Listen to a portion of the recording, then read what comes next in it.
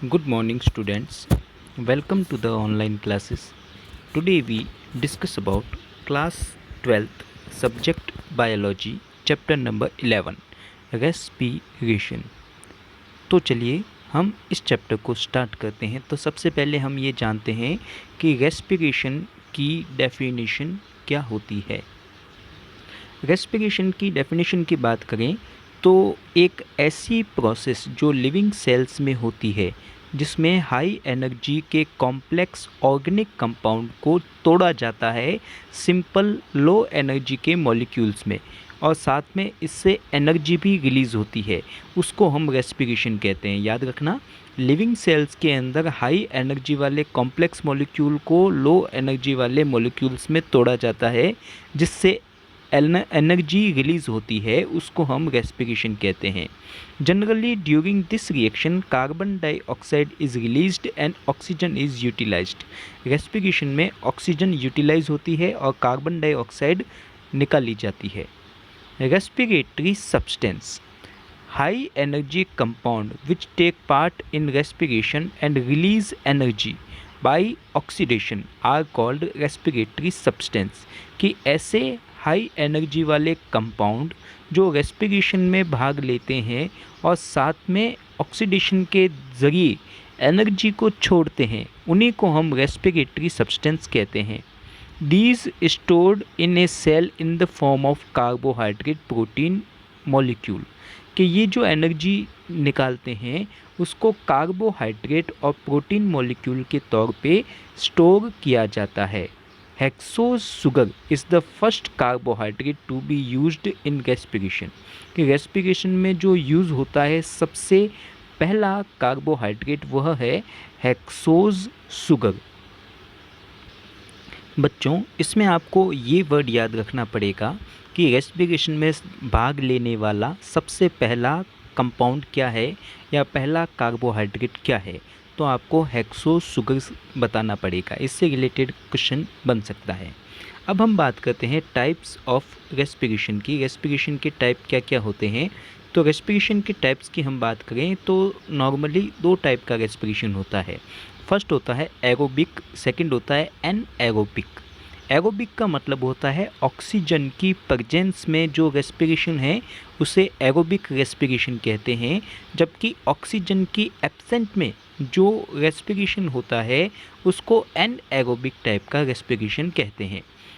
Normally हमको यही पता है कि ऑक्सीजन की प्रेजेंस में ही रेस्पिरेशन होता है, वह कहलाता है एरोबिक रेस्पिरेशन। और इसकी केमिकल रिएक्शन हमको पता है, हम छोटी क्लासों से पढ़ते आए हैं कि C6H12O6 जो ग्लूकोज का मॉलिक्यूल है वह ऑक्सीजन से रिएक्शन करता है in the present of oxygen, और निकालता क्या है 6 molecule of carbon dioxide, 6 molecule of H2O और 686 किलो कैलोरी एनर्जी। याद रखना कि एरोबिक रेस्पिरेशन में बनने वाले प्रोडक्ट कौन कौन से होते हैं, carbon dioxide, water and energy. जबकि एनएरोबिक रेस्पिरेशन जब होता है यानी कि ऑक्सीजन की एब्सेंस में जब रेस्पिरेशन होता है तो उसमें कोई भी complex oxidation of organic food नहीं होता, तो उससे हमको जो प्रोडक्ट मिलते हैं वह मिलते हैं अल्कोहल एंड कार्बन डाइऑक्साइड। जैसे हम बात करें C6H12O6 ऑक्सीजन की एब्सेंस में जब इनका होता है तो बनता है C2H5OH। C2H5OH को कहते हैं एथेनॉल, और साथ में कार्बन डाइऑक्साइड और 56 किलो कैलोरी की एनर्जी बर्न होती है। ये जो एरोबिक और एनएरोबिक रेस्पिरेशन है वह एनिमल्स में और प्लांट में दोनों में पाया जाता है। हमको पता है हम जो सांस लेते हैं वह हमारे फूड के पार्टिकल्स को तोड़कर एनर्जी देने का काम करता है, लेकिन अगर हम अपने कंपैरिजन में लें तो जब हम दौड़ते हैं तो हमारी जो मसल्स हैं, मसल्स को ऑक्सीजन उस समय नहीं मिलती, तो वहाँ पर एनएरोबिक रेस्पिरेशन होता है जिससे यह एथेनॉल बनता है जो एक टाइप का अल्कोहल है ना। तो उसमें एनर्जी हमको कम मिलती है, जबकि एरोबिक रेस्पिरेशन होता है तो हमको ज़्यादा एनर्जी मिलती है। आगे बात करते हैं हम साइट ऑफ रेस्पिरेशन की। कि रेस्पिरेशन की साइट कहाँ होती है। अगर हम रेस्पिरेशन की साइट की बात करें तो नॉर्मली यूकैरियोटिक सेल्स में रेस्पिरेशन केवल माइटोकॉन्ड्रिया में कंप्लीट होता है और माइटोकॉन्ड्रिया में रेस्पिरेशन के दो मेजर स्टेप कंप्लीट होते हैं। कौन कौन से? एक तो क्रेब्स साइकिल और सेकंड ईटीएस यानी इलेक्ट्रॉन ट्रांसपोर्ट सिस्टम। याद रखना कि माइटोकॉन्ड्रिया के अंदर नॉर्मली रेस्पिरेशन के दो मेजर स्टेप कंप्लीट होते हैं, क्रेब्स साइकिल एंड ईटीएस, जबकि ग्लाइकोलाइसिस जो है वह साइटोप्लाज्म में कंप्लीट होता है।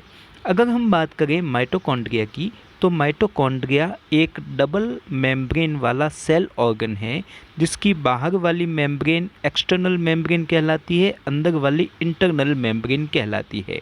और इन दोनों के बीच में जो स्पेस होता है उसको पेरी माइटोकॉन्ड्रियल स्पेस कहते हैं, जिसकी लेंथ होती है 40 to 70 एंगस्ट्रॉन। बात करें कि इसके अंदर वाली जो मेम्ब्रेन है इनर मेम्ब्रेन, इस इनर मेम्ब्रेन पे बहुत सारे फिंगर लाइक प्रोजेक्शन हमको दिखाई देते हैं जो क्रिस्टी कहलाते हैं। अगर एक क्रिस्टी को हम बड़ा करके देखेंगे तो उसके ऊपर भी हमको टेनिस के रैकेट के जैसे स्ट्रक्चर दिखाई देते हैं।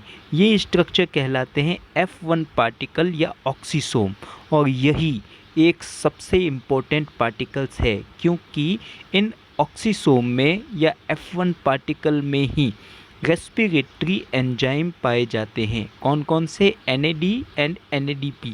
याद रखना NAD और NADP टाइप के एंजाइम किस में होते हैं? F1 पार्टिकल या ऑक्सीसोम में। NAD की बात करें तो निकोटिनेमाइड एडेनिन डाई न्यूक्लियोटाइड, और NADP की बात करें तो nicotinamide adenine di nucleotide phosphate. बात क्लियर हुई आपके? हम बात कर रहे थे साइट की कि रेस्पिरेशन कहाँ पे होता है। तो हमने कहा रेस्पिरेशन केवल माइटोकॉन्ड्रिया में होता है। कहाँ? यूकैरियोटिक ऑर्गेनिज्म में। जितने भी यूकैरियोटिक ऑर्गेनिज्म हैं उसमें माइटोकॉन्ड्रिया में ही रेस्पिरेशन कंप्लीट होगा, और उसके भी दो मेजर स्टेप्स इसमें कंप्लीट होते हैं, क्रेब्स साइकिल एंड ईटीएस। आगे हम बात करते हैं मैकेनिज्म ऑफ एरोबिक रेस्पिरेशन कि एरोबिक रेस्पिरेशन क्या है। जब ऑक्सीजन की प्रेजेंस में रेस्पिरेशन होता है तो उसको एरोबिक टाइप का रेस्पिरेशन कहते हैं। और एरोबिक रेस्पिरेशन के तीन मेजर स्टेप होते हैं, ग्लाइकोलाइसिस, क्रेब्स साइकिल और ईटीएस इलेक्ट्रॉन ट्रांसपोर्ट सिस्टम। याद रखना रेस्पिरेशन के तीन स्टेप होते हैं, glycolysis, Krebs cycle and ETS यानी कि इलेक्ट्रॉन ट्रांसपोर्ट सिस्टम। पहले बात करते हैं हम ग्लाइकोलाइसिस की। तो ग्लाइकोलाइसिस के बारे में देखते हैं। तो ग्लाइकोलाइसिस क्या है? ग्लाइकोलाइसिस का मतलब होता है कि एक ग्लूकोज का मॉलिक्यूल दो पाइरुविक एसिड में बदलना ग्लाइकोलाइसिस कहलाता है। एक लाइन में अगर इसकी डेफिनेशन आए तो आपको बताना है कि one glucose molecule converted into two pyruvic acids molecule, it is known as glycolysis. Glycolysis होता कहाँ है? ग्लाइकोलाइसिस होता है किसी भी सेल के साइटोप्लाज्म में, है ना। और ग्लाइकोलाइसिस को कंप्लीट होने में 10 स्टेप्स लगते हैं, 10 ग्रेजुअल स्टेप्स कंप्लीट होते हैं। इसकी डिस्कवरी के बारे में बात करें तो 3 जर्मन साइंटिस्ट थे। एक था एमडन, सेकंड था मेयरहॉफ एंड थर्ड था पेगनस। इन तीनों ने मिलकर 1930 में ग्लाइकोलाइसिस की डिस्कवरी की थी, इसलिए ग्लाइकोलाइसिस को EMP पाथवे के नाम से भी जानते हैं। क्लियर है? आगे हम बात करते हैं, it is completed in all living beings and found in both aerobic and anaerobic respiration, कि जितने भी लिविंग ऑर्गेनिज्म अर्थ में हैं उन सभी में ग्लाइकोलाइसिस मिलता है, और एरोबिक और एनएरोबिक रेस्पिरेशन में भी ग्लाइकोलाइसिस होता है। ये होता कहाँ है? याद रखना साइटोप्लाज्म में। ग्लाइकोलाइसिस का दूसरा नाम क्या है? EMP pathway. क्यों? क्योंकि EMP 3 साइंटिस्ट थे। बात करें ग्लाइकोलाइसिस है क्या, तो 1 ग्लूकोज मॉलिक्यूल 2 पाइरुविक में बदला। ग्लाइकोलाइसिस में स्टेप कितने होते हैं? 10 स्टेप्स होते हैं। होता कहाँ है? साइटोप्लाज्म में। तो देखते हैं हम ग्लाइकोलाइसिस के स्टेप बाय स्टेप प्रोसेस क्या क्या है। बच्चों, ग्लाइकोलाइसिस के स्टेप से रिलेटेड क्वेश्चन आपके एग्ज़ाम में पूछे जाते हैं तो आपको याद रखना पड़ेगा 10 स्टेप है और किस स्टेप में क्या क्या चीज़ होती है वह आपको बताना पड़ेगा। फर्स्ट स्टेप में क्या होता है कि ग्लूकोज जिसमें 6 कार्बन होते हैं वह बदलता है ग्लूकोज 6 फॉस्फेट में, और इसमें जो एंजाइम काम आता है वह काम आता है हेक्सोकाइनेज एंजाइम, और साथ में मैग्नीशियम आयन की प्रेजेंस में एटीपी टूटता है एडीपी में। एटीपी यानी कि एडेनिन ट्राइफॉस्फेट किस में टूटता है? एडेनिन डाइफॉस्फेट में। अब हमारे पास ग्लूकोज 6 फॉस्फेट मिल गया जो 6 कार्बन वाला था, तो उसमें सेकंड स्टेप आता है और वह टूट के क्या बनाता है? Fructose 6 phosphate. याद रखना, फर्स्ट स्टेप में था ग्लूकोज से ग्लूकोज 6 फॉस्फेट बना, सेकंड स्टेप में था ग्लूकोज 6 फॉस्फेट कन्वर्ट हुआ फ्रक्टोज 6 फॉस्फेट में, और इसमें भी एक एंजाइम काम आया। एंजाइम का नाम था फास्फोहेक्सो आइसोमरेज एंजाइम। याद रखें, फास्फोहेक्सो आइसोमरेज एंजाइम। थर्ड स्टेप में हमको मिल चुका था फ्रक्टोज 6 फॉस्फेट, ये टूटता है फ्रक्टोज 1,6 डाइफॉस्फेट में। थर्ड स्टेप में क्या था? फ्रक्टोज 6 फॉस्फेट किस में कन्वर्ट हो गया था? फ्रक्टोज 1,6 डाइफॉस्फेट में, और इसमें भी मैग्नीशियम आयन की प्रेजेंस में एटीपी एडीपी में टूटता है। और एंजाइम कौन सा काम आता है इसमें? फास्फोफ्रक्टोकाइनेज एंजाइम। फास्फोफ्रक्टोकाइनेज एंजाइम। बात करते हैं हम स्टेप नंबर 4 की। तो स्टेप नंबर 4 में हमको मिल चुका था फ्रक्टोज 1,6 डाइफॉस्फेट, जो एल्डोलेज एंजाइम की प्रेजेंस में, याद रखना, फ्रक्टोज 1,6 डाइफॉस्फेट एल्डोलेज एंजाइम की प्रेजेंस में टूटता है किसमें? 3 फास्फोग्लिसरैल्डिहाइड एंड डाईहाइड्रोक्सी एसीटोन फॉस्फेट, जिसको DIHAP के नाम से भी जानते हैं। याद रखना, डाईहाइड्रोक्सी एसीटोन फॉस्फेट तथा 3 फास्फोग्लिसरैल्डिहाइड। 3 फास्फोग्लिसरैल्डिहाइड जो है वह PGAL के नाम से भी जाना जाता है, और डाईहाइड्रोक्सी एसीटोन फास्फेट को DIHAP के नाम से भी जानते हैं। ये दोनों molecule 3 carbon and 3 carbon 6 carbon वाले टोटल होते हैं, जो हमेशा एक दूसरे में बदलने की कैपेसिटी रखते हैं। एक मैं बात आपको वापस बता दूं कि हमने जो स्टेप 1, स्टेप 2, स्टेप 3 पढ़ा था, इन तीनों को कंबाइन फॉर्म में बोलते हैं फास्फोरिलेशन ऑफ ग्लूकोज। ग्लूकोज का फास्फोरिलेशन पूछा जाए तो उसमें केवल आपको 3 स्टेप शुरू के बताने हैं। आगे हम वापस बात करते हैं स्टेप नंबर 5 की।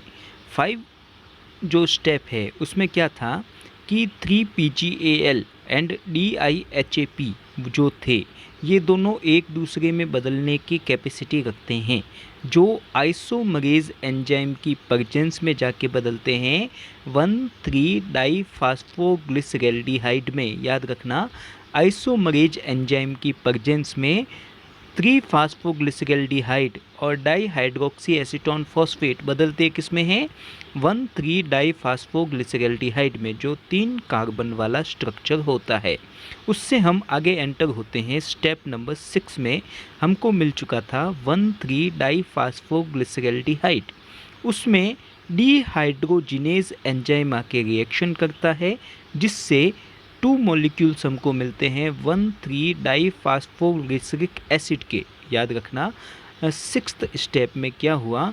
1,3 डाइफास्फोग्लिसरैल्डिहाइड चेंज हुआ था 1,3 डाइफास्फोग्लिसरिक एसिड में, और इसमें क्या हुआ? NAD जो था वह NADH2 में कन्वर्ट हो गया था। आयन फॉर्म से एक कह सकते हैं कॉम्प्लेक्स फॉर्म बनी। स्टेप नंबर 7 की बात करें तो हमारे सामने जो आता है वह आता है 1,3-डाईफास्फोग्लिसरिक एसिड।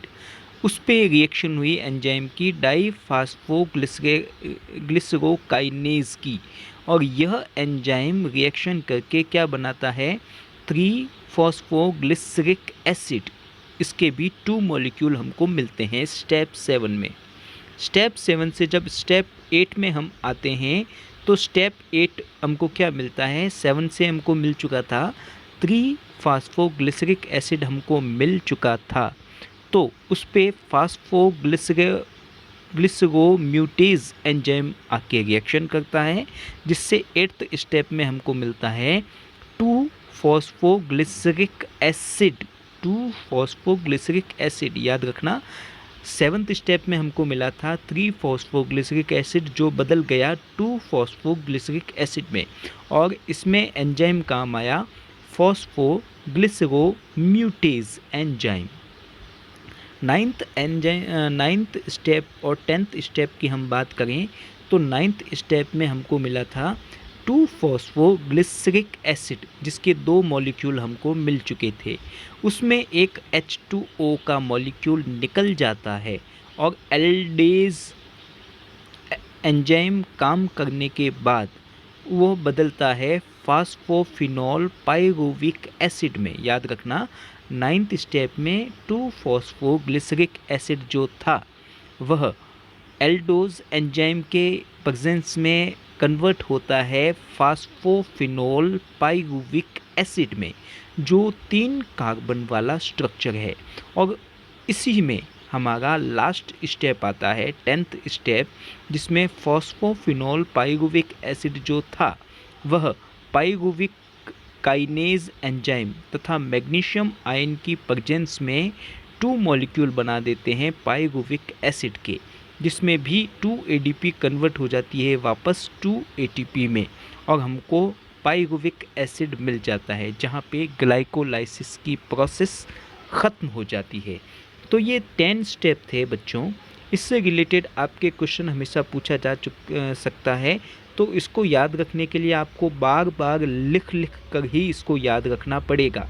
और 10 स्टेप जब आपके याद हो गए तो ग्लाइकोलाइसिस से रिलेटेड कोई क्वेश्चन आपके नहीं छूटेगा। तो आपको याद रखने ही पड़ेंगे ग्लाइकोलाइसिस जो है उसके 10 स्टेप, और साथ में इसके कोई अलग नाम भी आता है, जैसे इसको ही ग्लाइकोलाइसिस को ही EMP पाथवे क्यों कहते हैं, तो साइंटिस्ट के कारण कहते हैं। शॉर्ट फॉर्म में कहें, एक लाइन में भी बता सकते हैं, ग्लूकोज का पाइरुविक में बदलना ग्लाइकोलाइसिस कहलाता है, जो साइटोप्लाज्म में कंप्लीट होती है। अब ग्लाइकोलाइसिस से रिलेटेड कुछ फैक्ट पढ़ लेते हैं हम। तो हमारे सामने पहला फैक्ट तो आता है कि ग्लाइकोलाइसिस की कंप्लीट प्रोसेस में कहीं पे ऑक्सीजन यूज़ नहीं हुई और कहीं पे भी कार्बन डाइऑक्साइड नहीं बनी, है ना। तो ऑक्सीजन का यूज़ अभी तक ग्लाइकोलाइसिस में नहीं होता, वह आगे होता है। कहाँ क्रेब्स साइकिल होता है उस टाइम ऑक्सीजन यूज़ की जाती है।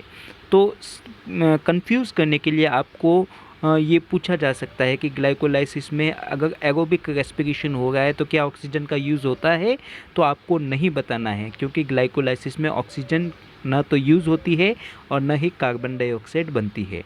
ग्लाइकोलाइसिस की कंप्लीट प्रोसेस में 4 ATP के मॉलिक्यूल बनते हैं, जिसमें 2 ATP मॉलिक्यूल वापस इसमें खपत हो जाती है, तो हमको टोटल 2 ATP मॉलिक्यूल का लाभ होता है। याद रखना कि ग्लाइकोलाइसिस की प्रोसेस में टोटल तो 4 बनते हैं ATP मॉलिक्यूल, लेकिन 2 ATP स्पेंट हो जाते हैं, वापस इसमें यूज़ हो जाते हैं, तो हमको फ़ायदा कितने ATP का हुआ, ओनली फॉर 2 ATP मॉलिक्यूल का फ़ायदा होता है। आगे हम बात करते हैं कि ये जो पाइरुविक एसिड बना था इसका भविष्य क्या होगा, फ्यूचर क्या होगा, फेट ऑफ पाइरुविक एसिड क्या होगा। कि पाइरुविक एसिड के 3 ऑप्शन हो सकते हैं। पहला ऑप्शन, अगर ऑक्सीजन प्रेजेंट होती है तो क्रेब्स साइकिल में एंटर होता है, जिससे कार्बन डाइऑक्साइड H2O और एनर्जी बनती है। दूसरा ऑप्शन, अगर ऑक्सीजन एब्सेंट होती है तो इसका फर्मेंटेशन होने लगता है, जिससे अल्कोहल, कार्बन डाइऑक्साइड और एनर्जी बनती है, या लैक्टिक एसिड और एनर्जी बनती है। तीसरा क्या होता है कि अगर इसको एमिनो एसिड की सिंथेसिस होने लगे पाइरुविक एसिड की, तो एलेनिन टाइप का अमीनो एसिड इससे बन सकता है। तो पाइरुविक एसिड का फ्यूचर जो है, भविष्य जो है, 3 स्टेप के ज़रिए काम आता है। फेट ऑफ पाइरुविक एसिड में ऑक्सीजन प्रेजेंस हो सकती है, ऑक्सीजन एब्सेंस हो सकती है, या एमिनो एसिड का सिंथेसिस हो सकता है। तो इसके साथ हम अपनी आज की क्लास यहीं पे स्टॉप करते हैं। हम अपनी अगली क्लास में इससे आगे के टॉपिक के बारे में डिस्कस करेंगे, जो आता है aerobic oxidation of pyruvic acid, यानी कि ऑक्सीजन की प्रेजेंस में क्रेब्स साइकिल कैसे होता है, उसको हम अपनी अगली क्लास में देखेंगे। तब तक के लिए गुड बाय, थैंक यू।